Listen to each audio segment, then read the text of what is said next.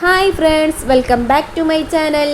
എല്ലാവർക്കും ഇന്നത്തെ വീഡിയോയിലേക്ക് സ്വാഗതം. ഇന്ന് നമ്മൾ ചർച്ച ചെയ്യാൻ പോകുന്നത് +2 ഹിസ്റ്ററി ചാപ്റ്ററായ ദ ഹാരപ്പൻ സിവിലൈസേഷൻ എന്ന ചാപ്റ്ററാണ്. ഇന്ന് ഞാൻ ഇവിടെ സ്ക്രീനിൽ നിങ്ങൾക്ക് ഗൈഡിൻ്റെ ഫോട്ടോ കാണിക്കുന്നില്ല, കാരണം നിങ്ങളുടെ കയ്യിൽ ഗൈഡ് ഉണ്ടാവുമെന്ന് വിചാരിക്കുന്നു. അത് ബേസ് ആക്കിയിട്ടാണ് ഞാൻ ഇന്ന് എക്സ്പ്ലെയിൻ ചെയ്യാൻ പോകുന്നത്. നിങ്ങൾ ഈ വീഡിയോ കാണുന്നതിന് മുമ്പ് തന്നെ എല്ലാം സെറ്റ് ചെയ്ത് ഇരിക്കുക. ഗൈഡ് അടുത്ത് തന്നെ വെച്ച് ഓരോ വായിക്കുന്ന വാക്കുകളും മനസ്സിലാക്കി കേൾക്കുക. അപ്പോൾ നേരെ വീഡിയോയിലേക്ക് കിടക്കാം. ദ ഹാരപ്പൻ സിവിലൈസേഷൻ, ഹാരപ്പൻ സംസ്കാരം. ആമുഖം. ഇന്ത്യൻ ഉപഭൂഖണ്ഡത്തിൽ രൂപപ്പെട്ട ആദ്യത്തെ സംസ്കാരമാണ് ഹാരപ്പൻ സംസ്കാരം. BC 2100 മുതൽ BC 1100 വരെയുള്ളതായിരുന്നു ഇതിൻ്റെ കാലഘട്ടം. ഇതൊരു വെങ്കലായുഗ സംസ്കാരമാണ്.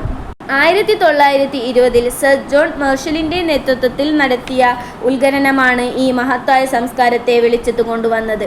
ഇന്നത്തെ പാകിസ്ഥാനിലും ഇന്ത്യയിലുമായാണ് ഈ സംസ്കാരം നിലനിന്നിരുന്നത്. സിന്ധു നദിയുടെ തീരത്താണ് ഈ സംസ്കാരം നിലനിന്നിരുന്നത്. അതിനാൽ ഈ സംസ്കാരത്തിന് സിന്ധു നദീ തടാക സംസ്കാരം എന്നും പേരുണ്ട്. പാകിസ്ഥാനിലെ ഹാരപ്പയിൽ നിന്ന് ഇതിൻ്റെ ആദ്യ ഉത്ഖനനം നടത്തിയത് ദയറാം സാനിയുടെ നേതൃത്വത്തിലായിരുന്നു. ആദ്യത്തെ തെളിവുകൾ ഹാരപ്പയിൽ നിന്ന് ലഭിച്ചതുകൊണ്ടാണ് ഈ സംസ്കാരത്തെ ഹാരപ്പൻ സംസ്കാരം എന്ന് വിളിക്കുന്നത്. പാകിസ്ഥാനിലെ തന്നെ മോഹൻജോദാരോവിൽ ഉത്ഖനനം നടത്തിയത് RD ബാനർജിയാണ്. ഏതാണ്ട് 1000ഓളം ഹാരപ്പൻ കേന്ദ്രങ്ങൾ ഇതിനകം കണ്ടെത്തിയിട്ടുണ്ട്. ഇവയിൽ ഏറ്റവും പ്രധാനപ്പെട്ടത് ഹാരപ്പ, പഞ്ചാബ്, മോഹൻജോദാരോ, സിദ്ധ്, കാലിബാഗൻ, രാജസ്ഥാൻ, ലോഥൽ, ഗുജറാത്ത് തുടങ്ങിയവയാണ്. Question number 1. What are the 3 phases of Harappan civilization? Harappan സംസ്കാരത്തിൻ്റെ 3 ഘടകങ്ങൾ ഏതെല്ലാം? ഉത്തരം. റേഡിയോ കാർബൺ ഡേറ്റിംഗ് ഉപയോഗിച്ച് കാലനിർണയത്തിൽ ഹാരപ്പൻ നഗരികതയ്ക്ക് ഏതാണ്ട് 5000 വർഷത്തെ പഴക്കമുണ്ടെന്ന് കണക്കാക്കപ്പെട്ടു.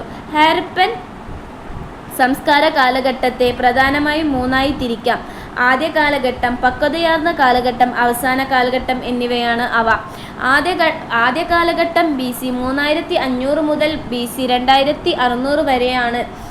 പക്വതയാർന്ന കാലഘട്ടം എന്നാൽ BC 2600 മുതൽ BC 1800 വരെയും അതിനുശേഷമുള്ള കാലഘട്ടം അവസാന കാലഘട്ടത്തിൽ പെടുന്നു. ഹാരപ്പൻ കേന്ദ്രങ്ങളിൽ നടത്താക്കപ്പെട്ട ഖനനങ്ങളെക്കുറിച്ചും കേന്ദ്രങ്ങളുടെ കണ്ടെത്തലുകളെക്കുറിച്ചും ഒരു വിവരണം നൽകുക. സിന്ധു നദീ തടാക സംസ്കാരം 2 കേന്ദ്രങ്ങളിലായാണ് വികാസം പ്രാപിച്ചത്. ഒന്ന് ഹാരപ്പയും മറ്റേത് മോഹൻജോദാരോയും ആയിരുന്നു. പഞ്ചാബിലെ മൗണ്ട് ഗോമാരി ജില്ലയിൽപ്പെട്ട പ്രദേശമാണ് ഹാരപ്പ. സിന്ധിലെ ലാർക്കാന ജില്ലയിലാണ് മോഹൻജോദാരോ. മോഹൻജോദാരോ എന്ന വാക്കിൻ്റെ അർത്ഥം മരിച്ചവരുടെ മേട് എന്നാണ്. ഹാരപ്പക്കും മോഹൻജോദാരോക്കും ഇടയിൽ 650 കിലോമീറ്റർ ദൂരമാണ് ഉള്ളത്. രാജസ്ഥാൻ, പഞ്ചാബ്, ഹരിയാന, ഗുജറാത്ത് എന്നിവിടങ്ങളിലും ഇവയ്ക്ക് ചുറ്റുമുള്ള പ്രദേശങ്ങളിലുമായാണ് ഈ സംസ്കാരം പടർന്നു കിടക്കുന്നത്. രാജസ്ഥാനിലെ കാലിബാഗൻ എന്ന പ്രദേശത്താണ് ഹാരപ്പൻ നാഗരികത കൂടുതൽ കണ്ടെത്തിയിട്ടുള്ളത്. ഗംഗാർ എന്ന നദിയുടെ തീരത്താണ് കാലിബാഗൻ സ്ഥിതി ചെയ്യുന്നത്. BK ദപ്പാരുടെ നിർദ്ദേശപ്രകാരമാണ് കാലിബാഗനിൽ ഉത്ഖനന പ്രവർത്തനങ്ങൾ ആരംഭിച്ചത്. പഞ്ചാബിൽ രവി നദീ തീരത്താണ് ഹാരപ്പൻ നാഗരികത കണ്ടെത്തിയത്. ഹരിയാനയുടെ ഒട്ടുമിക്ക പ്രദേശങ്ങളിലും ഹാരപ്പൻ സംസ്കാരത്തിൻ്റെ അവശിഷ്ടങ്ങൾ കണ്ടെത്തിയിട്ടുണ്ട്. ഗുജറാത്തിൽ ലോഥൽ, കാച്ച്, കത്തിയവാർ തുടങ്ങിയ പ്രദേശങ്ങളിലാണ് ഹാരപ്പൻ നാഗരികത കണ്ടെത്തിയിട്ടുള്ളത്. SR റാവുവിൻ്റെ നേതൃത്വത്തിലായിരുന്നു ലോഥലിലെ ഉത്ഖനനം. അപ്പോൾ ഈ 2 ചോദ്യത്തിൻ്റെ എക്സ്പ്ലനേഷൻ നോക്കാം. അപ്പോൾ ഇന്ത്യൻ ഉപഭൂഖണ്ഡത്തിൽ രൂപപ്പെട്ട ആദ്യത്തെ സംസ്കാരമാണ് ഏത്? ഹാരപ്പൻ സിവിലൈസേഷൻ. അപ്പോൾ ഇതിൻ്റെ കാലഘട്ടം എന്ന് പറയുന്നത് BC 2100 മുതൽ BC 1100 വരെയാണ് ഹാരപ്പൻ സിവിലൈസേഷൻ. ഇതിൻ്റെ മറ്റൊരു പേരാണ് എന്ത്? വെങ്കലായുഗ സംസ്കാരം എന്ന് പറയുന്നത്. ഈ ഹാരപ്പൻ സിവിലൈസേഷന് 3 പേരുകൾ ഉണ്ട്. ഏതൊക്കെയാണ്? ഹാരപ്പൻ സിവിലൈസേഷൻ, വെങ്കലായുഗ സംസ്കാരം, പിന്നെന്താ? സിന്ധു നദീ തടാക സംസ്കാരം. എന്തുകൊണ്ടാണ് ഹാരപ്പൻ സംസ്കാരം എന്ന് പേര് വരാനുള്ള കാരണം? ഹാരപ്പൻ എന്ന പ്രദേശത്ത് ഈ സംസ്കാരത്തിനുള്ള തെളിവുകൾ ലഭിച്ചതുകൊണ്ടാണ് ഹാരപ്പൻ സംസ്കാരം എന്ന് പറയുന്നത്. അതുപോലെ എന്തുകൊണ്ടാണ് സിന്ധു നദീ തടാക സംസ്കാരം എന്ന് പേര് വന്നത്? സിന്ധു നദിയുടെ തീരത്താണ് ഈ സംസ്കാരം നിലനിന്നിരുന്നത്. അതുകൊണ്ടാണ് ഇതിന് സിന്ധു നദീ തടാ സംസ്കാരം എന്നും പേര് വന്നത്. അടുത്തതായിട്ട് പറയാനുള്ളത് എന്ത്, ആരുടെ നേതൃത്വത്തിലായിരുന്നു ഈ സംസ്കാരം നിലവിൽ കൊണ്ടുവന്നത്, അതായത് വെളിച്ചത്ത് കൊണ്ടുവന്നത്?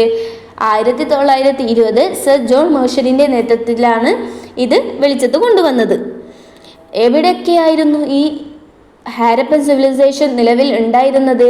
ഇന്നത്തെ പാകിസ്ഥാനിലും ഇന്ത്യയിലുമായിട്ടാണ്. പാകിസ്ഥാനിൽ തന്നെയുള്ള മോഹൻജോദാരോവിൽ ഉത്ഖനനം നടത്തിയത് ആരായിരുന്നു? RD ബാനർജി ആയിരുന്നു. ഏതാണ്ട് 1000-ഓളം ഹാരപ്പൻ കേന്ദ്രങ്ങൾ ഇതിനകം കണ്ടെത്തിയിട്ടുണ്ടായിരുന്നു. ഇവയിൽ ഏറ്റവും പ്രധാനപ്പെട്ട ഇതാണ് ഏതൊക്കെ? ഹാരപ്പ എന്ന് പറയുന്ന പഞ്ചാബ്, മോഹൻജാദാരോ എന്ന് പറയുന്ന സിന്ധ്, കാലിബാഗൻ എന്ന് പറയുന്ന രാജസ്ഥാൻ, ലേതൽ എന്ന് പറയുന്ന ഗുജറാത്ത്. ഇതൊക്കെയാണ് ഹാരപ്പൻ സിവിലൈസേഷൻ കണ്ടെത്തിയ ഏറ്റവും പ്രധാനപ്പെട്ട സ്ഥലങ്ങൾ എന്ന് പറയുന്നത്, അതായത് കേന്ദ്രങ്ങൾ എന്ന് പറയുന്നത്. അതിൽ ക്വസ്റ്റ്യൻ നമ്പർ ഫസ്റ്റത്തെ നോക്ക്. എല്ലാവരും ഗൈഡ് നോക്കുന്നുണ്ടെന്ന് വിചാരിക്കുന്നു. ഫസ്റ്റ് ക്വസ്റ്റ്യൻ എന്ത്? ഹാരപ്പൻ സംസ്കാരത്തിൻ്റെ 3 ഘടകങ്ങൾ ഏതെല്ലാം? ആ ക്വസ്റ്റ്യനിൽ നമുക്ക് എന്ത് മനസ്സിലാക്കാം? ഹാരപ്പൻ സംസ്കാരത്തിന് 3 ഘടകങ്ങളുണ്ട് എന്ന് മനസ്സിലാക്കാം. ഏതൊക്കെയാണ് എന്ന് നോക്കാം. റേഡിയോ കാർബൺ ഡേറ്റിംഗ് ഉപയോഗിച്ചുള്ള കാലനിർണയത്തിൽ ഹാരപ്പൻ നഗരികതയ്ക്ക് ഏതാണ്ട് 5000 വർഷം പഴക്കമുണ്ടെന്ന് കണക്കാക്കപ്പെട്ടു. റേഡിയോ കാർബൺ ഡേറ്റിംഗ് ഉപയോഗിച്ചുള്ള കാലനിർണയത്തിൽ ഹാരപ്പൻ സംസ്കാരത്തിന് ഏതാണ്ട് 5000 വർഷത്തെ പഴക്കമുണ്ടെന്ന് കണക്കാക്കപ്പെട്ടു. ഹാരപ്പൻ സംസ്കാരത്തെ 3ആയിട്ട് തരംതിരിക്കാം. ആദ്യ കാലഘട്ടം, പക്വതയാർന്ന കാലഘട്ടം, അവസാന കാലഘട്ടം എന്നിവയാണ് അവ. അപ്പോൾ ഈ 3 കാലഘട്ടത്തിൻ്റെ ടൈം എന്ന് പറയുന്നത് എപ്പോഴായിരുന്നു? ആദ്യ കാലഘട്ടത്തിൻ്റെത് BC 3500 മുതൽ BC 2600 വരെയാണ്. അപ്പോൾ പക്വതയാർന്ന കാലഘട്ടത്തിൻ്റെ ടൈം എന്ന് പറയുന്നതോ BC 2600 മുതൽ BC 1800 വരെയാണ്. ബാക്കിയുള്ള അതിനുശേഷമുള്ള ബാക്കി കാലഘട്ടം മൊത്തം അവസാന കാലഘട്ടത്തിൽ പെടുന്നു. ഓക്കെ, അപ്പോൾ അത്ര മനസ്സിലായല്ലോ. അതിന് സെക്കൻഡ് ക്വസ്റ്റ്യൻ നമ്പർ നോക്ക്. ഹാരപ്പൻ കേന്ദ്രങ്ങളിൽ നടത്തപ്പെട്ട ഖനനങ്ങളെക്കുറിച്ചും കേന്ദ്രങ്ങളുടെ കണ്ടെത്തലുകളെക്കുറിച്ചും ഒരു വിവരണം നൽകണം. അപ്പം നോക്ക്. സിന്ധു നദീ തടാ സംസ്കാരം 2 കേന്ദ്രങ്ങളായാണ് വികാസം പ്രാപിച്ചത്. അപ്പം ഈ സിന്ധു നദീ തടാ സംസ്കാരം എന്ന് പറയുന്ന ഹാരപ്പൻ സംസ്കാരം 2 കേന്ദ്രങ്ങളിലായിട്ടാണ് വികാസം പ്രാപിച്ചിരുന്നത്. ഏതൊക്കെയാണ് ആ 2 കേന്ദ്രങ്ങൾ? ഹാരപ്പയും മറ്റേത് മോഹൻജോദാരോയും ആണ്. പഞ്ചാബിലെ മൗണ്ട് ഗോമാരി ജില്ലയിൽപ്പെട്ട പ്രദേശത്താണ് ഹാരപ്പ. എവിടെയാണ് അപ്പോൾ ഹാരപ്പ എന്ന സ്ഥലമുള്ളത്? പഞ്ചാബിലാണ്. പഞ്ചാബിലെ മൗണ്ട് ഗോമാരി ജില്ലയിലാണ്. അപ്പോൾ ഈ മോഹൻജോദാരോ എവിടെയാണ്? സിന്ധിലെ ലാർക്കാന ജില്ലയിലാണ് മോഹൻജോദാരോ എന്ന കേന്ദ്രം. അപ്പോൾ മോഹൻജോദാരോ എന്ന വാക്കിൻ്റെ അർത്ഥം എന്താണ്? മോഹൻജോദാരോ എന്ന് പറഞ്ഞാൽ എന്താണ്? മരിച്ചവരുടെ മേട് എന്നാണ് ഈ വാക്കിൻ്റെ മീനിങ് വരുന്നുള്ളത്. ഹാരപ്പയ്ക്കും മോഹൻജോദാരോയ്ക്കും ഇടയിൽ 650 കിലോമീറ്റർ ദൂരം ഉണ്ട്. അപ്പോൾ എത്രയാണ് ഹാരപ്പയ്ക്കും മോഹൻജോദാരോയ്ക്കും ഇടയിലുള്ള ദൂരം? 650 കിലോമീറ്റർ. രാജസ്ഥാൻ, പഞ്ചാബ്, ഹരിയാന, ഗുജറാത്ത് എന്നിവിടങ്ങളിലും ഇവയ്ക്ക് ചുറ്റുമുള്ള പ്രദേശങ്ങളിലുമായാണ് ഈ സംസ്കാരം പടർന്നു കിടക്കുന്നത്. അപ്പോൾ ഈ സംസ്കാരം പടർന്നു പിടിച്ചിട്ടുണ്ടായിരുന്നു. ഏതൊക്കെ സ്ഥലത്ത്? രാജസ്ഥാൻ, പഞ്ചാബ്, ഹരിയാന, ഗുജറാത്ത് എന്നിവിടങ്ങളിലായിട്ടാണ് എന്നീ പ്രദേശങ്ങളിലായിട്ടാണ് ഹാരപ്പൻ സംസ്കാരം പടർന്നു കിടന്നിട്ടുള്ളത്. രാജസ്ഥാനിലെ കാലിബാഗൻ എന്ന പ്രദേശത്താണ് ഹാരപ്പൻ നാഗരികത കൂടുതൽ കണ്ടെത്തിയിട്ടുള്ളത്. അപ്പോൾ എവിടെയാണ് ഹാരപ്പൻ നാഗരികത കൂടുതലായിട്ടും കണ്ടെത്തിയിട്ടുള്ളത്? രാജസ്ഥാനിലെ കാലിബാഗൻ എന്ന സ്ഥലത്ത്. ഗംഗർ എന്ന നദിയുടെ തീരത്താണ് കാലിബാഗൻ സ്ഥിതി ചെയ്യുന്നത്. അപ്പോൾ എവിടെയാണ് കാലിബാഗൻ സ്ഥിതി ചെയ്യുന്നത്? മറക്കാൻ പാടില്ല, ഗംഗർ എന്ന നദിയുടെ തീരത്താണ് കാലിബാഗൻ സ്ഥിതി ചെയ്യുന്നത്. BK റദപ്പറുടെ നിർദ്ദേശപ്രകാരമാണ് കാലിബാഗനിൽ ഉത്ഖനന പ്രവർത്തനങ്ങൾ ആരംഭിച്ചത്. അപ്പോൾ ഇപ്പോൾ പറഞ്ഞല്ലോ കാലിബാഗനിൽ ഉത്ഖനന പ്രവർത്തനങ്ങൾ നടക്കുന്നുണ്ടെന്ന് പറഞ്ഞല്ലോ. ആരുടെ നേതൃത്വത്തിലായിരുന്നു നടന്നത്? BK ദപ്പാറുടെ നേതൃത്വത്തിൽ.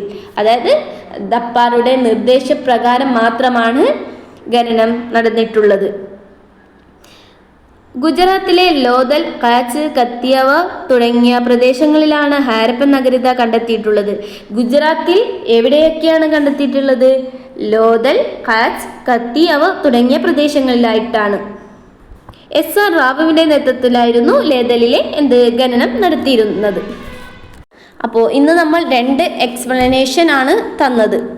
അപ്പോൾ ഈ ചാപ്റ്ററിൻ്റെ, അതായത് ദ ഹാരപ്പൻ സിവിലൈസേഷൻ എന്ന ചാപ്റ്ററിൻ്റെ ഷോർട്ട് നോട്ട് വേണമെങ്കിൽ നിങ്ങൾ കമൻറ്റ് ചെയ്യുക. അപ്പോൾ ഒരു ഷോർട്ട് വീഡിയോ ആയി നിങ്ങൾക്ക് അതിൻ്റെ ഷോർട്ട് നോട്ട്സുകൾ അയക്കുന്നതാണ്. വീഡിയോ ഇഷ്ടപ്പെട്ടു എന്ന് കരുതുന്നു.